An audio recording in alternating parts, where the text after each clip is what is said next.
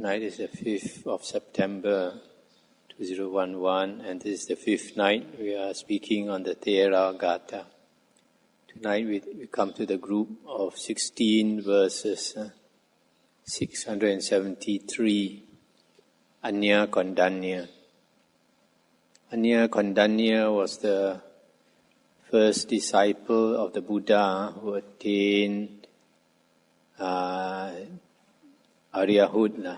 He attained the stream entry, the first of the 5 monks to attain stream entry.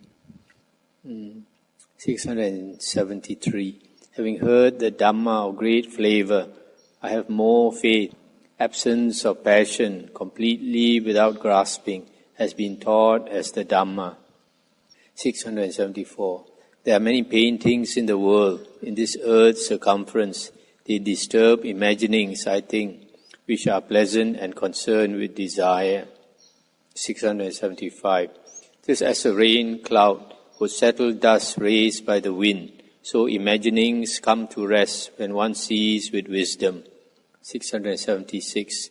When one sees with wisdom that all constituent elements are impermanent, then one becomes indifferent to pain. This is the way to purity. 677. When one sees with wisdom that all constituent elements are painful, then one becomes indifferent to pain. This is the way to purity. 678.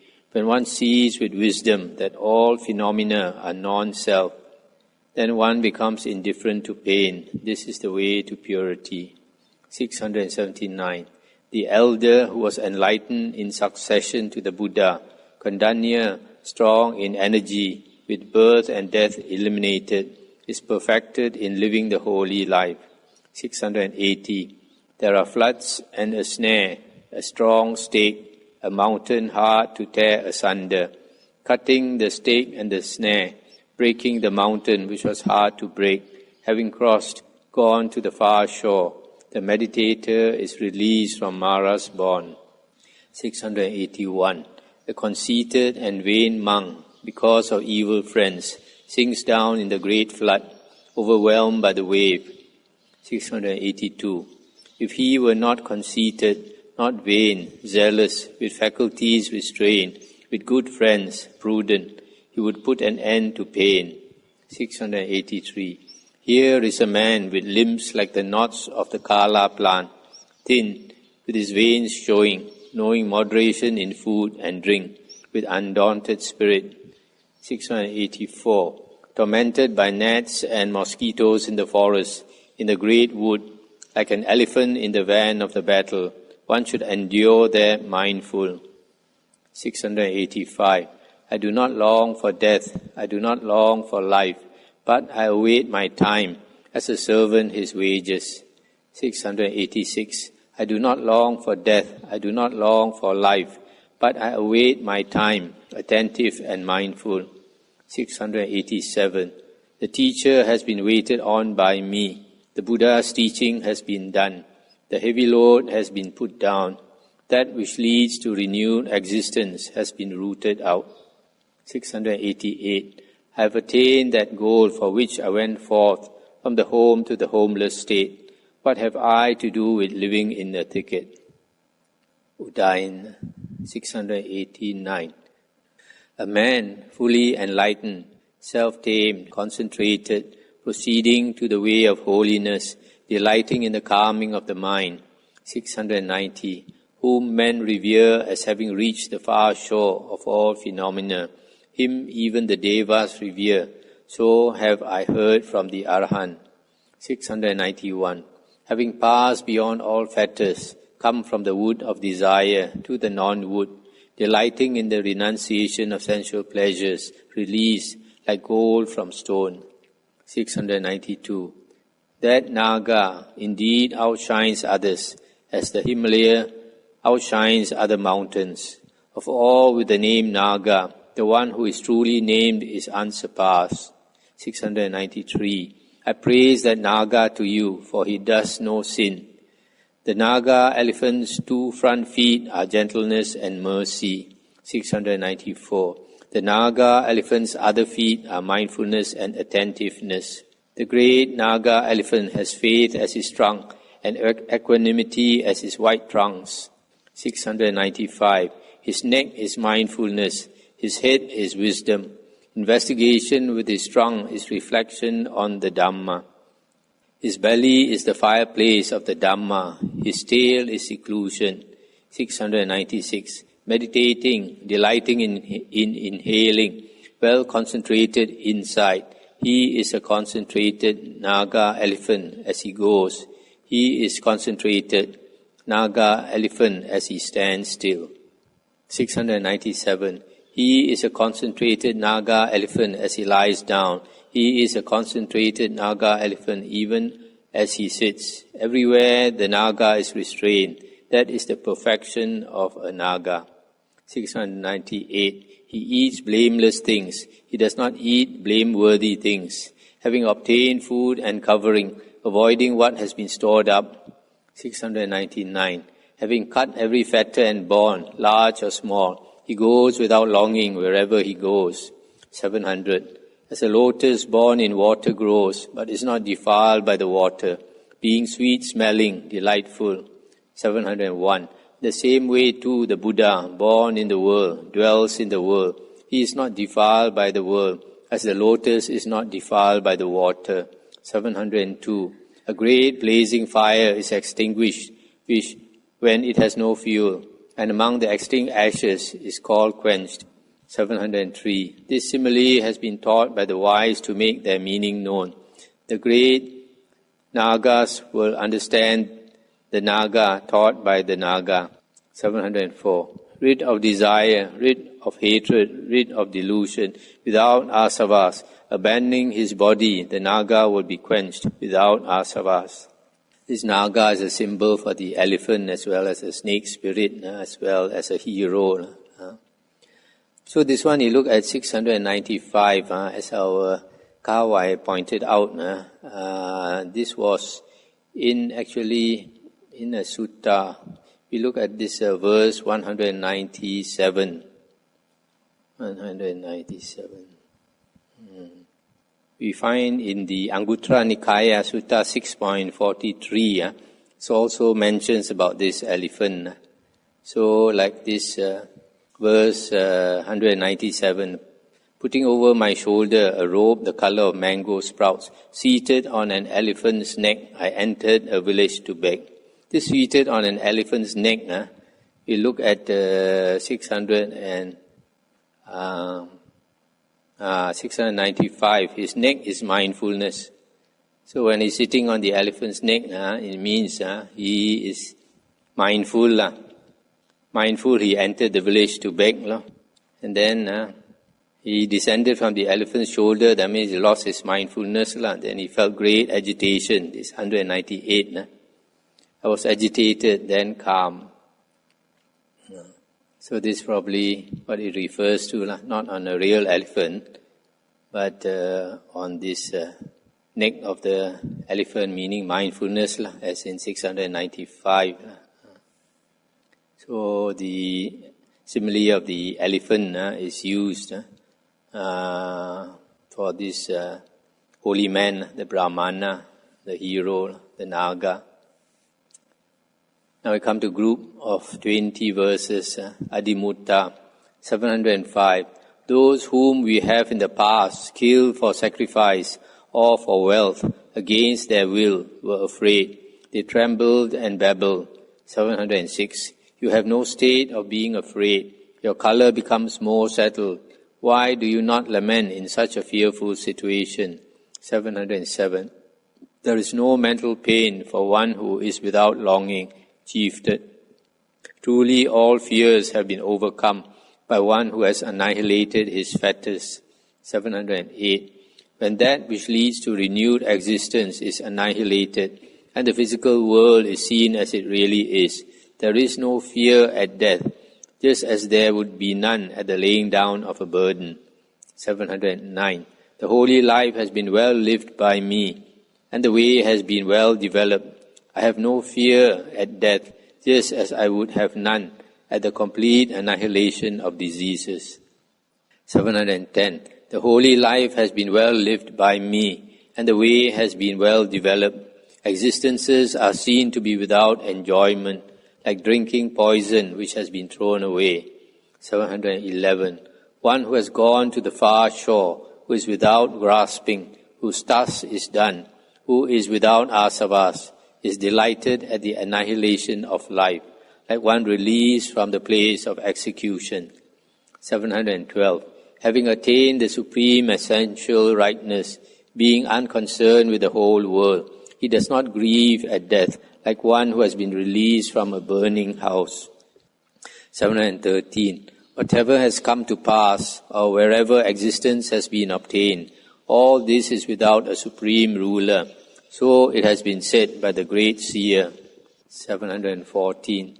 Whoever understands this as it was taught by the Buddha does not take hold of any existence, as one does not take hold of a well-heated iron ball. 715. I do not have the thought I have been, nor do I have the thought I shall be. The constituent elements will cease to exist. What lamentation will there be in respect of that? 716. There is no fear for one who sees, as they really are, the pure and simple arising of phenomena, and the pure and simple causal continuity of the constituent elements, chieftain. 717. When by wisdom one sees the world as being like grass and wood, not finding possessiveness, thinking, it is not mine, he does not grieve. 718. I am dissatisfied with the physical frame. I am not concerned with existence. This body will be broken, and there will not be another. 719. Do whatever you have to do with my physical frame, if you wish. There will not be hatred or love there for me on that account. 720. Hearing his strange, exciting bidding, throwing down their swords, the young men said this. 721. But sir, what sir, having done, or who is your instructor, because of whose teaching is grieflessness therefore obtained? 722. The all-knowing, all-seeing conqueror is my instructor, the teacher of great mercy, the healer of the whole world. 723. He taught this Dhamma leading to annihilation, unsurpassed. Because of his teaching, grieflessness is therefore obtained. 724. Having heard the well-spoken utterance of the seer, having thrown down their swords and weapons, some of the thieves desisted from that occupation. Others chose going forth. 725. Having gone forth in the teaching of the welfarer, having developed the constituents of enlightenment and the powers, being clever, with elated minds, happy, with faculties formed, they attain the causally undetermined state of quenching. So it looks like this Adimutta, the Arahant, was talking to a group of thieves, bandits maybe, and some of them were so impressed that they went forth, and others changed their occupation. The next one is Parapariya. This monk, we'll hear more of him later also. 726. A thought came to the ascetic, the monk Parapariya, seated alone, secluded, meditating. 727. What order, what vow, what thing performing would a man be a doer of duty for himself and not do any harm? 728. The faculties of men are for good and for ill. Unguarded, they are for ill. Guarded, they are for good. 729. Protecting his faculties and guarding his faculties, he would be a doer of duty for himself and not do any harm. Stop here for a moment. This is quite important here. If you guard your faculties, you are doing your duty for yourself. 730. If he does not see the peril, not restraining the faculty of sight as he goes among forms, he is not released from pain. 731. If he does not see the peril, not restraining the faculty of hearing as he goes among sounds, he is not released from pain. 732. If seeing no escape, he indulges in smells, he is not released from pain, clinging to smells. 733. Recollecting the bitter, the mainly sweet, and the mainly sour, tied by craving for flavor, he is not aware of his heart. 734. Recollecting lovely, agreeable things to touch, being impassioned, he finds various sorts of pain because of desire. 735. But whoever cannot guard his mind from these mental objects, then pain follows him because of all these five. 736.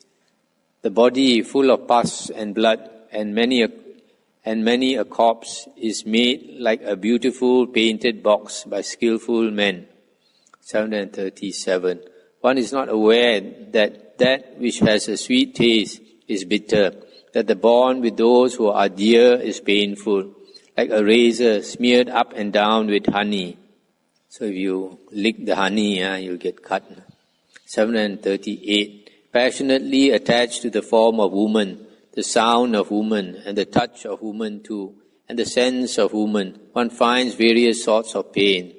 739. All the streams of woman flow in the groups of five. Whatever energetic man is able to make an obstruction to these. 740. He possesses the goal. He abides in the Dhamma. He is skillful. He is discerning. Even while enjoying himself, he may do his duty which is connected with Dhamma and the goal. 741. Being vigilant, discerning, one should avoid a profitless business which is doomed to failure, thinking, that is not to be done. 742. What is connected with the goal and what pleasure is concerned with the Dhamma, that one should take and practice, for that truly is the supreme pleasure. 743. He wishes to win possessions from others by various means, who, having killed, beaten, and caused to grief, plunders others of their possessions by violence. 744. As a strong man, when fashioning, knocks out a pack with a pack, so a skilled man knocks out the faculties with the faculties. 745. Developing faith, energy, concentration, mindfulness, and wisdom, striking the five with the five, a Brahmana goes unafflicted.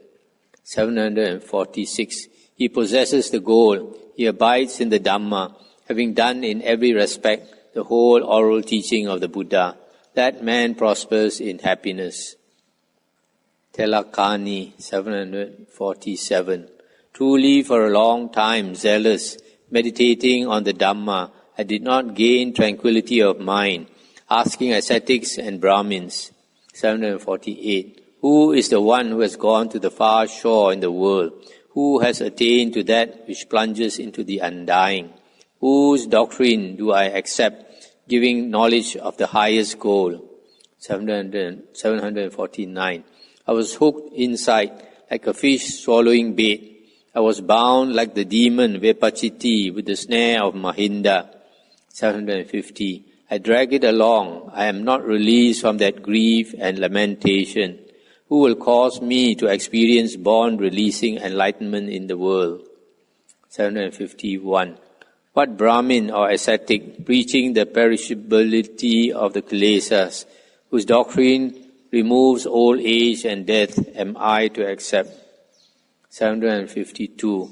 The arrow of desire, tied together with uncertainty and doubt, fastened by the power of pride, stiff as a mind full of anger.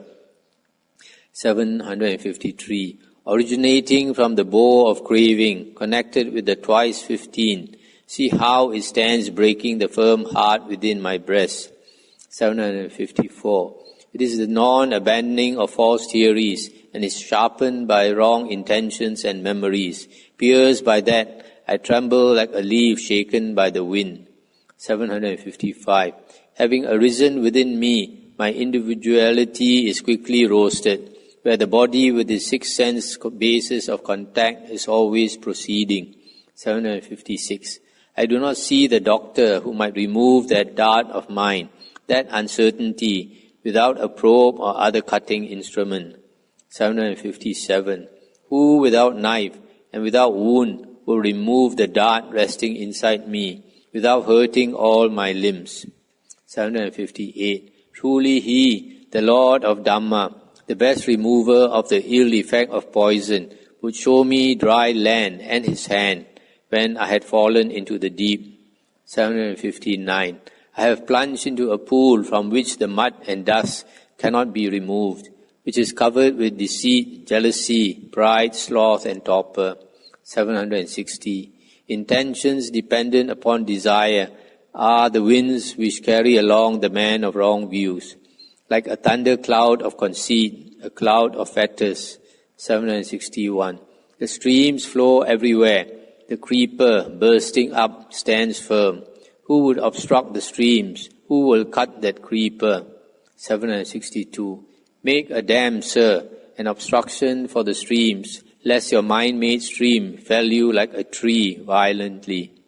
763. So the teacher, who is resorted to by throngs of seers, whose weapon is wisdom, was a protection for me, being fearful, seeking the far shore from the near one. 764. As I was being borne away, he held out to me a ladder, well-fashioned, pure, made of the essence of the Dhamma, strong, and he said to me, do not be afraid. 765. Then I climbed the tower of the intense states of mindfulness and considered the people delighting in the individuality which previously I had thought much of. 766.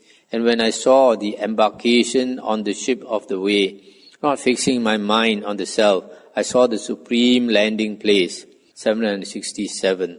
The dart, that which has its origin in the self, and that which is produced by that which leads to renewed existence. He taught the supreme way for the cessation of these.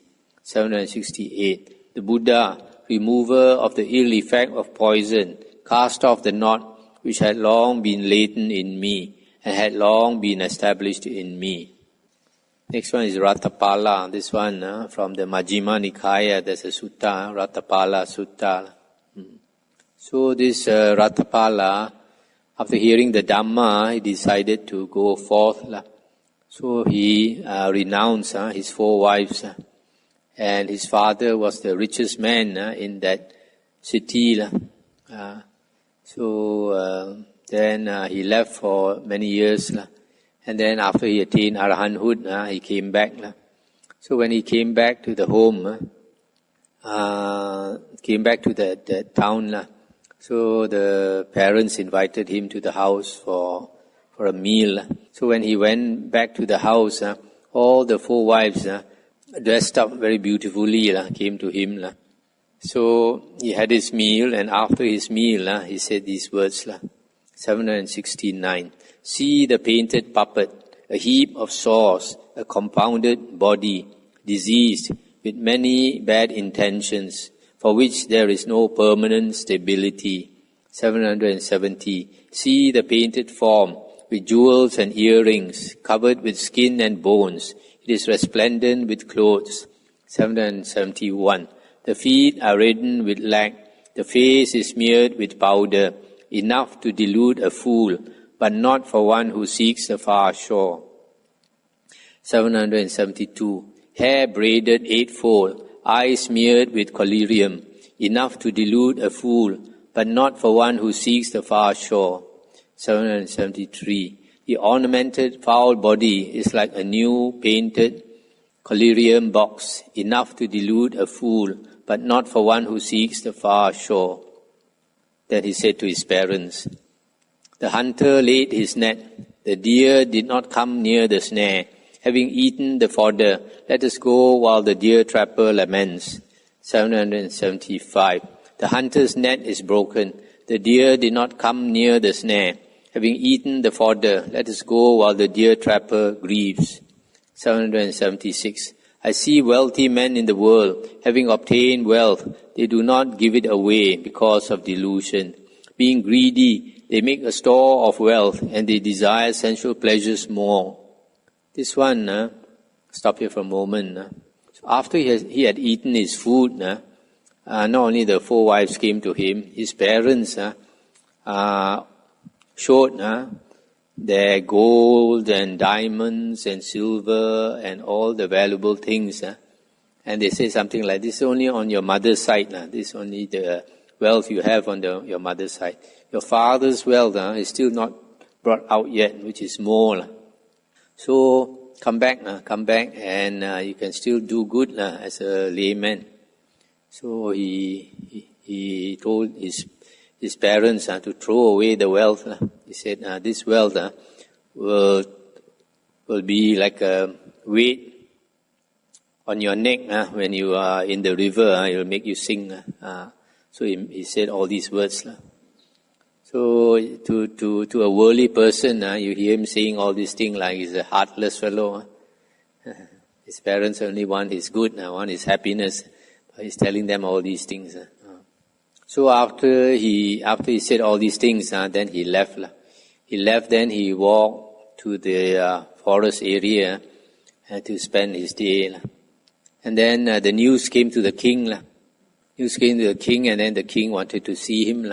Because he was a very unusual person in that town, the son of the richest man in the town, having left everything, even left his wives to become a renunciant.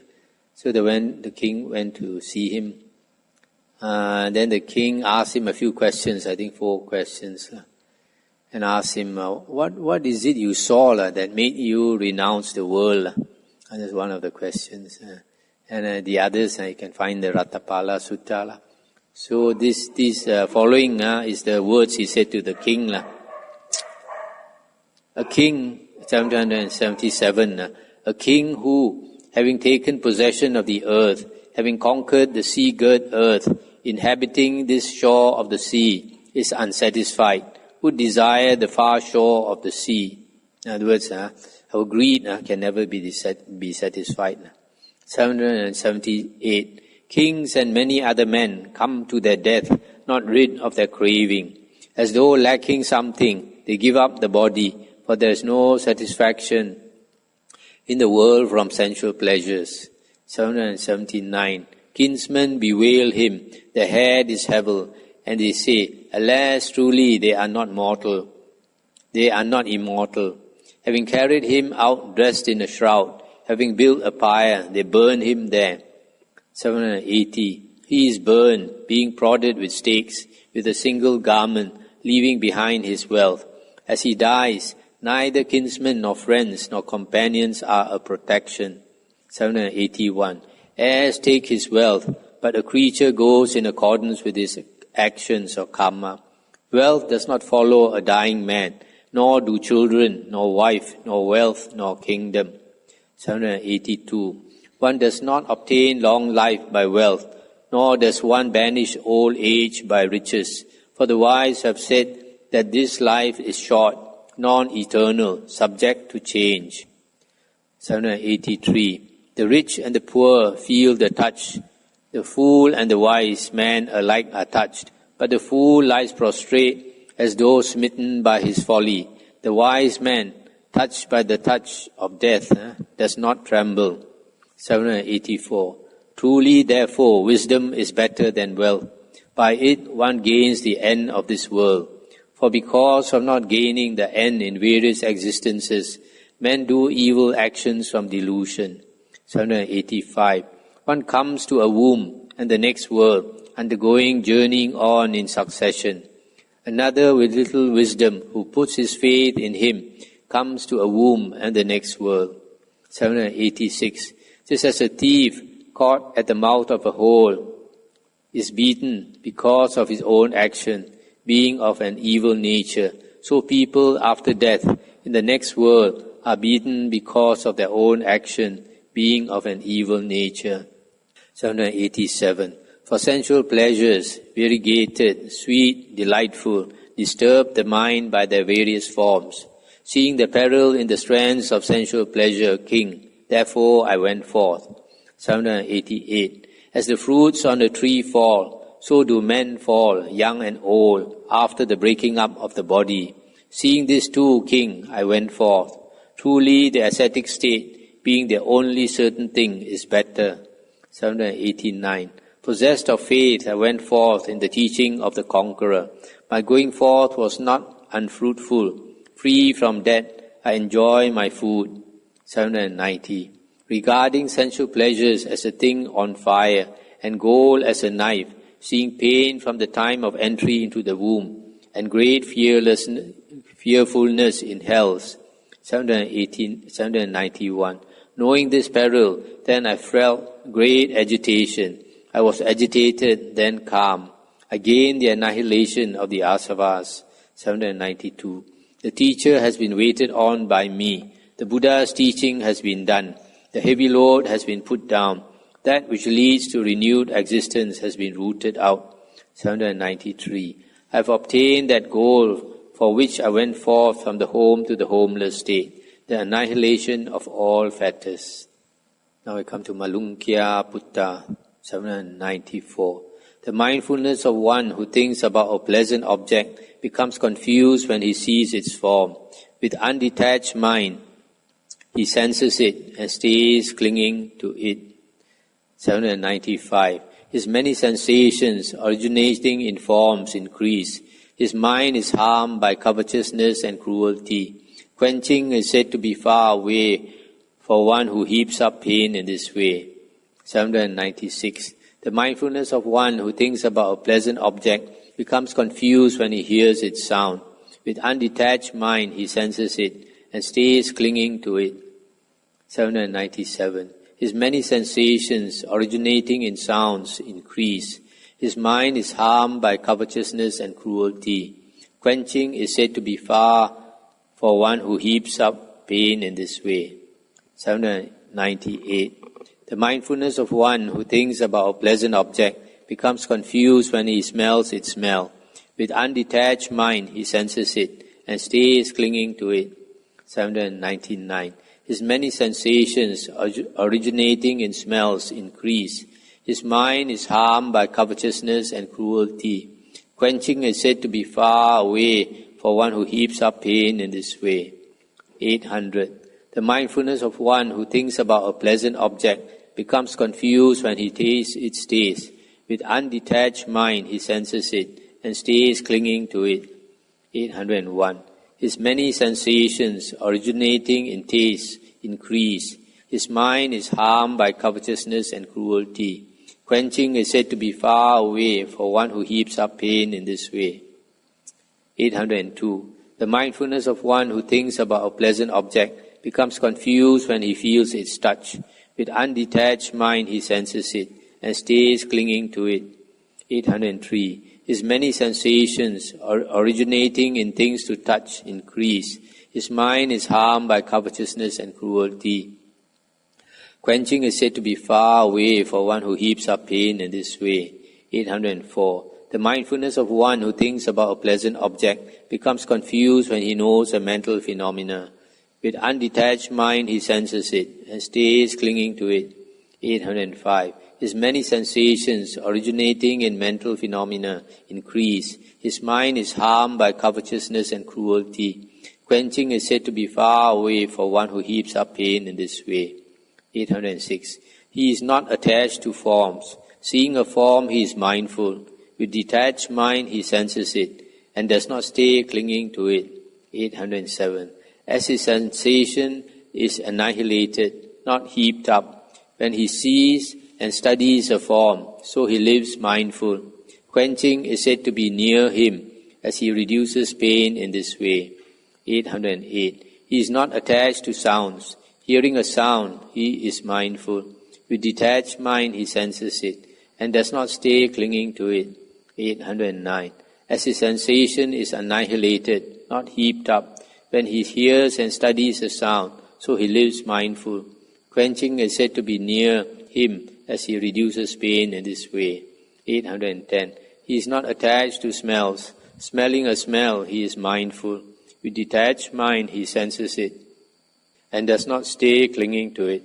811. As his sensation is annihilated, not heaped up, when he smells and studies a smell, so he lives mindful.